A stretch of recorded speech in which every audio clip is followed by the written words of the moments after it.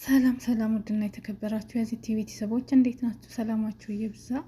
የጅማ ሚዲያ ቤተሰቦች እስኪ እቺ የምታቋት እንግዲህ ሁላችሁም በቲክቶክ ላይ በተለይ ማታቋት የለችም። ሳውዲ አረቢያ ላይ እቺ ልጅ ህይወቷ አልፏል በድንገት ማለት ነው። የኔ ምስኪን የኔ ከርታታ አስገባላችኋለሁ አሁን በፎቶ በቪዲዮ ማለት ነው።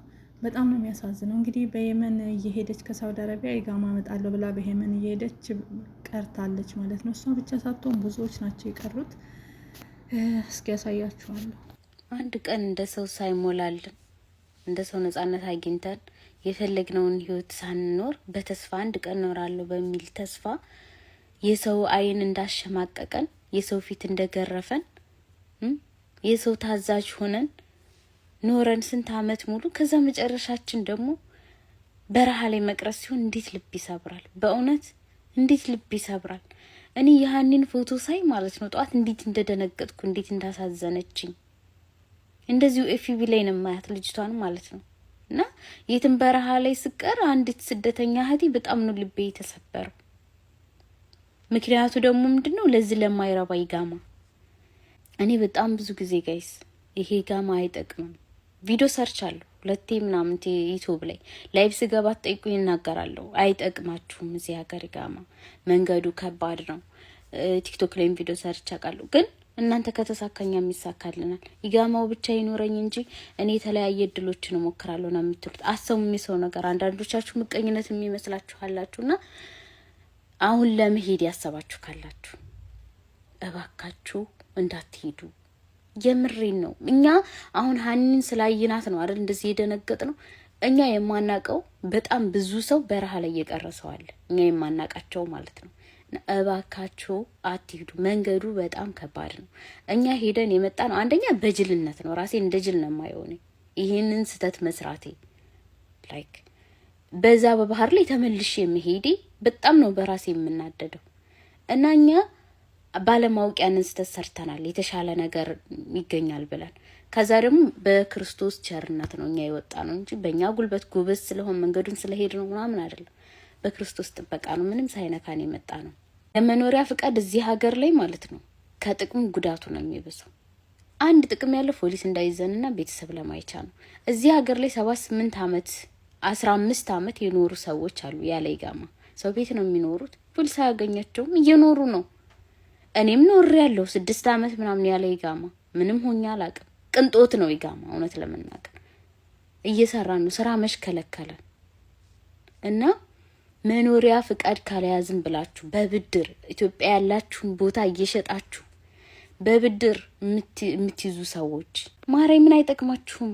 እየተለየ ነገር አሰሩበትም። ሰው ቤት ነው መልሳችሁ የምትገቡት ወይ ልብስ ነው የምትሸጡት። ሌላ ነገር የለውም። ይሄ ሀገር ለሴት ልጅ አይሆንም። ይሄው አወጣን መጣን ሰው ቤት ነው ያለነው። አዲስ ነገር የለም። ለዚህ ሀገር ላይ አይጠቅምም።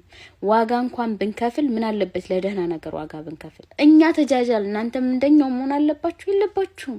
እየነገርናችሁ ነው እንደማይጠቅም እየነገርናችሁ ነው እንደጸጸተን። በጣም ነው የሚጸጽተኝ እኔ ብሩ ድካሙ ተውት። ከዛ ደግሞ የህይወት ዋጋ ነው የሚከፈልበት የመኖሪያ ፍቃድ።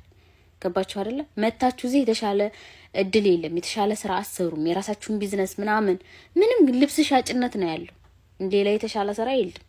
ኢቃማ ያላቸውን ሰዎች የሆነ በቃ ሄደው ገሰር ላይ ሲጨፍሩ ሲለብሱ ደስተኛ ሆነው እንዳይመስላችሁ። ማንም ሰው ኢቃማ ወጥቶ የኮራ የለም። ሜቢ ወንዶቹ ኦኬ። ሴቶቹ ግን አብዛኞቹ ይጸጸታሉ። እንዴት ይሄን ሁሉ ዋጋ ከፍላለሁ ነው የሚሉት። እና እባካችሁ ይቅርባችሁ። በቃ ይሄ መኖሪያ ፍቃድ አይጠቅምም። ከቻላችሁ ይሄ ሀገር ከመረራችሁ ወደ ሌላ ሀገር ሂዱ። ሌላ ሀገር ሂዱ። ኢትዮጵያ ግቡ። የምሬን ነው። ሌላ ነገር ሞክሩ።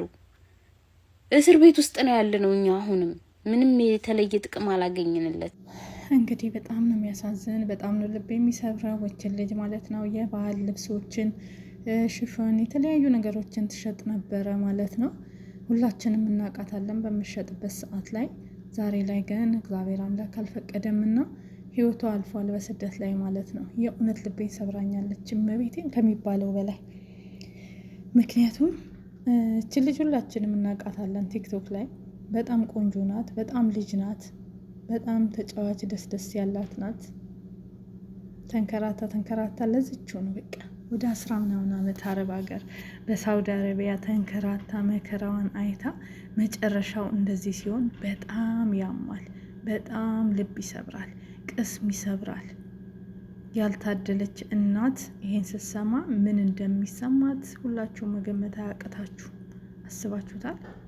አንድ እናት ልጄን አረብ ሀገር ልክ ያለው ብላ እንዲሁም ደግሞ ልጅ እየመጣው ነው መጥቼ ጋማ ይዤ ልመለስ ነው ብላ ይሄ ጋማ ያመጣብንን ጉድ ተመልከቱ። ስለዚህ እግዚአብሔር እስከፈቀደው ኑሩ፣ ካላለው ይቅር። ምን አባቱ ደግሞ ለሳውዲ ህይወት ዱባይ እንኳን ቢሆን ይሻላል። ብትያዝስ እስከ ሰራች ድረስ ሰርታ ወደ ዱባይ ሄዳ በህጋዊ ዱባይ ላይ በነፃነት ልብስ ቤት ምን እያየን አይደል እንደ እህቶቻችንን እዛ ሲሰሩ። ዱባይ ላይ በሆን እኔ ራሱ አረብ ሀገር አልሰራም። ለምን እንደሆነ ታውቃላችሁ?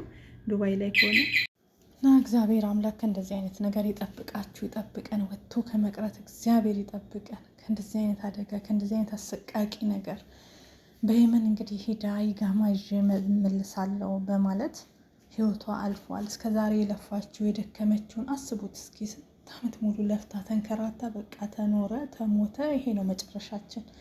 ለዚቹ ዓለም ግን እኛ በስማም ስንት እናቅዳለን፣ ስንት እናስባለን፣ ስንት እናልማለን። በቃችሁ ናት ለዚቹ። ልቤን የሰበረች መኖር ራሱ ያስጠላችኋል። እንደዚህ በቃ ወጣት እንደዚህ ወጣቱ ህጻናቱ እንደዚህ ሲሞት ካያችሁ ቅስማችሁ ስብር ይላል። እግዚአብሔር አዘዘ፣ እግዚአብሔር የወደደው የፈቀደው ነው የሆነ። ምክንያቱም እቺ ልጅ በባህር ባትሄድም ጋማ ለማምጣት እዚህም ቢሆን ሳውዲ ላይ እያለች የሆነ ነገር ይገጥማትና ህይወቷ ያልፍ ነበረ። በቃ መጨረሻው እንዲህ ነው። እግዚአብሔር የጻፈልንን ነው። ያው እኛ ቅስማችን ስለሚሰበር ቶሎ ስለ እንትን ስለምንል እንጂ የበቀደም ወንድማችን አይታችሁታል። በሳውዲ አረቢያ ላይ እንግዲህ እሱም እንደዚህ ህይወቱ አልፎ ነው የተገኘ ማለት ነው። ምን እንደሆነ ምን እንደተደረገ ሳይታወቅ ጓደኛው ነው እንግዲህ በሴት የተነሳ ማለት ነው ህይወቱን አጥፍቶት እዚህ ጋር በፎቶ አስገባላችኋለሁ። እሱም እንደዚሁ ህይወቱ አልፎ ነው የተገኘ። ጓደኛው ነው ለዚህ ሁሉ መንስኤ የሆነ እንግዲህ በሴት ተጣልተው ማለት ነው ህይወቱ ያለፈው። ስለዚህ ህይወት እንደዚህ ናት። በቃ መቼ እንደምንሞት እኛ ስለማናቅ ብዙ እናቅዳለን፣ ብዙ እናልማለን፣ አርቀን እናስባለን። በቃ የተለያየ ነገር አይምሯችን ላይ ይበታተንብናል። ግን እግዚአብሔር የፈቀደው ነገር ነው የሚሆነው ማለት ነው። እች ልጅ በባህር ሄደች ልታመጣ፣ ግን የመን ላይ በባህር ሞተች፣ ሳትሻገር ውሃ ውስጥ ቀረች ማለት ነው። እዚህም ሳውዲን ብትሆን በሆነ ነገር ትሞት ነበረ። ይሄ ቀናችን ነው፣ ግን እኛ አናምንም። በቃ እሱ የጻፈልንን ነገር ስለማናምን ነው። ያ ወንድማችንም ደግሞ እዚህ ሳውዲ አረቢያ ሪያድ ላይ እንግዲህ በዚህ 2 ቀን ነው ቤተሰቦቹ አሁን ተገኝተዋል። ጓደኛው የገዛ ጓደኛው ነው በሴት ነው እንግዲህ በስለቱ ግትግት አድርጎ ህይወቱን ነጠቀው ማለት ነው። አብሮት የበላው አብሮ የሆነው ግን ለሱ ሰበብ የሆነችው አንድ ሴት ናት። ያቺ ሴት ሁለቱም ወንዶች አያውቋትም፣ እዛም ጋር እዚህም ጋር እያለች በኋላ ላይ ያኛው ሲያውቅ ጊዜ እንዴት ሚስቴን የእሱ መሆኗን ደግሞ ይሄ አያውቅም። አለመተዋወቅ፣ አንድ ላይ የኖሩ አንድ ላይ የሆኑ አለመተዋወቅ እንደዚህ ህይወትን ንጥቅ ያደርጋል ማለት ነው። አሁን እሱ ልጅ የኔ ባል ነው የኔ ባል ነው በማለት ብዙዎቹ ተጣልተው ነው ያሉት በሱ ልጅ የተነሳ። ሁሉም ሰው የኔ ነው በማለት ማለት ነው የኔ ባል ነው በፎቶ አይተውት የሞተው የኔ ባል ነው በማለት ብዙ ሰዎች ተናንተን ብለዋል። ግን መጨረሻው ላይ ግን ቤተሰቦቹ ተገኝተዋሉ፣ ተመሳስሎባቸውን ይላሉ። ግማሾቹ ልጁ ብዙ ሴት ጋር ስለሚሄድ ነው። እንግዲህ ብዙ ነገር ቲክቶክ ላይ ማይወራ ጉድ የለም። እስኪ ላስገባላችሁ ድምፅ አብረን እንስማ። የልጁን ድምፅ ማታ ደውለሽ ነበር የሞተው ልጅ የኔ ባሌ ነው ምናምን ነገር ብለሽ ደውለሽልኝ ነበር።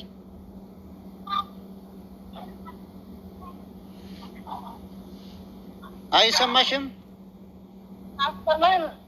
ቆይ ልደውልልሽ፣ እኔ ልደውልልሽ። ቆይ እስከ መጨረሻው አዳምጡ። ኮፕሊንግ አድርጉና ለሁሉም ይዳረስ። ምክንያቱም ልክ እንደ ሰው ተመሳሳይ የኛ ነው በቃ እያላችሁ የምትደውሉ ስለበዛችሁ ማንነቱን ልነግራችሁ ነው። ልጁን ለምሳሌ ነው እሷ ጋር የደወለችው። አሁን አጋጣሚ ስደውል የተገናኘ ነው። አሎ፣ አቤት።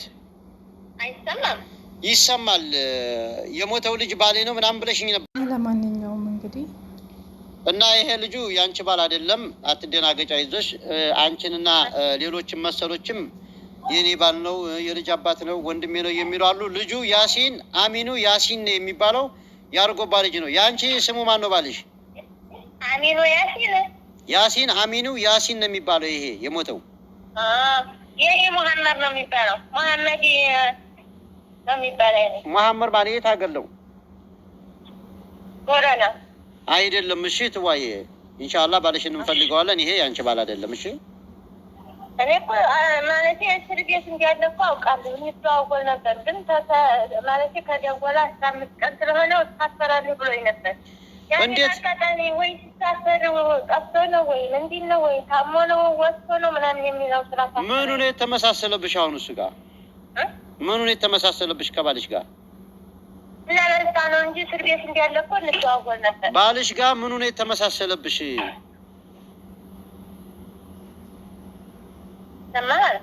ይሰማል። ምኑ ተመሳስሎብሽ ነው የኔ ባል ነው ያልሽው? በርካታ ሰዎች ናቸው የተመሳሰለባቸው። አይሰማሽም?